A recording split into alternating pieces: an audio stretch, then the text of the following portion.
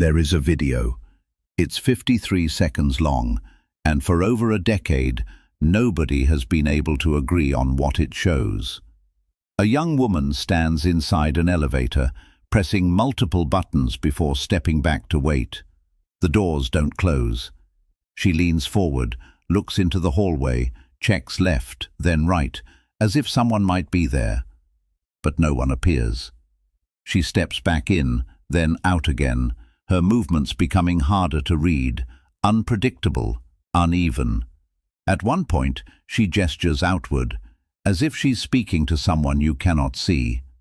The doors still don't close. And then, just as suddenly as it began, she leaves. The elevator shuts. That was the last time anyone saw her alive. Her name was Elisa Lam, and what happened after that video was recorded is what turned a missing person case into one of the most discussed mysteries on the internet. If you've never heard this case before, stay with me. If you have, you already know why it doesn't leave people. And if you're new here, this channel focuses on cases that never fully resolve.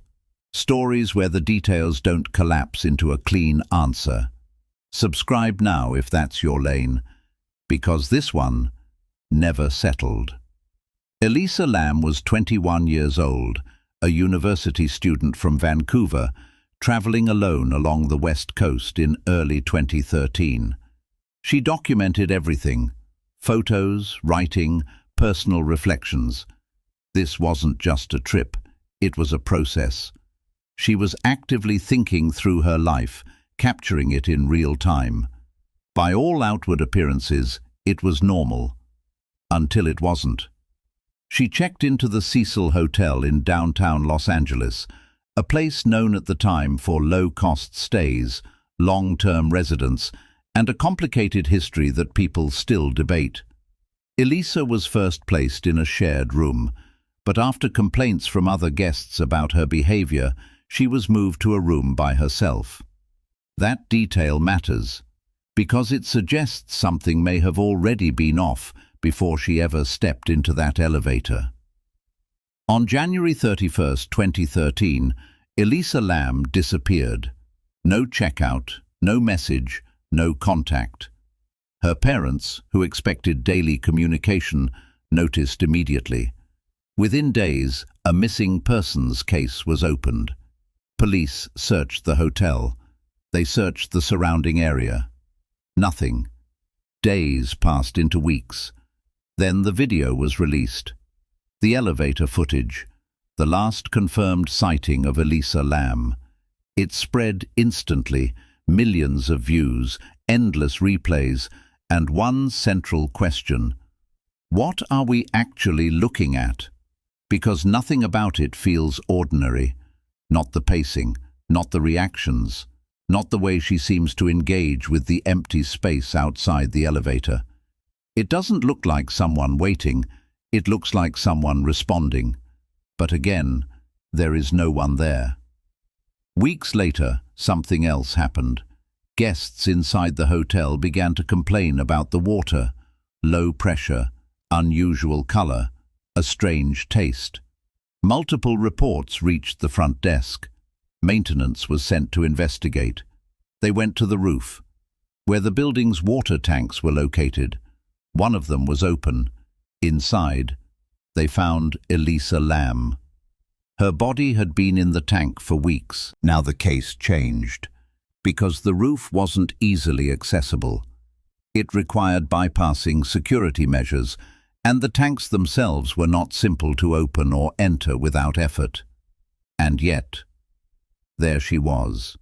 No clear explanation of how she got there, no confirmed timeline connecting the elevator footage to the roof, no second person identified.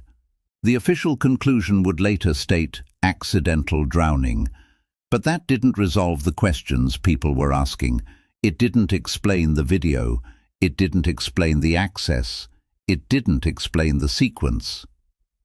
So the theories began. Some believed she was not alone, that someone was just outside the frame of that camera. Others pointed to her mental state. Elisa had publicly spoken about bipolar disorder, which is part of the documented record. That explanation accounts for behavior, but not necessarily environment. Because even if you understand the actions, you still have to explain the setting. And in this case, the setting doesn't fully close. Then attention shifted to the hotel itself. The Cecil had a reputation, a history layered with stories, incidents, long-term residents, and unresolved narratives.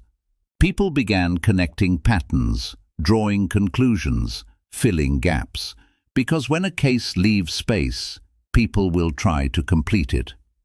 And that's where this case still exists, between what we can confirm and what we cannot prove. Elisa Lam entered an elevator.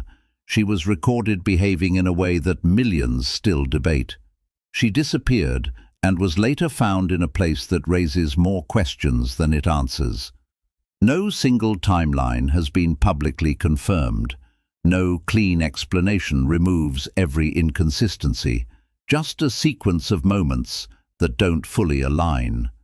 It's easy to want closure, to pick a theory, to decide what must have happened. But not every case gives you that. And this channel isn't about forcing answers. It's about understanding where the answers stop. If you made it this far, you already feel it. The reason this video still circulates after all these years isn't shock. It's friction. Nothing about it fully settles. Tell me what you think happened. Not the headline version, your version. Because this case has been studied, debated, and replayed for years. And it still doesn't land in one place. Subscribe if you want more cases like this. We follow the ones that don't resolve. This one still hasn't.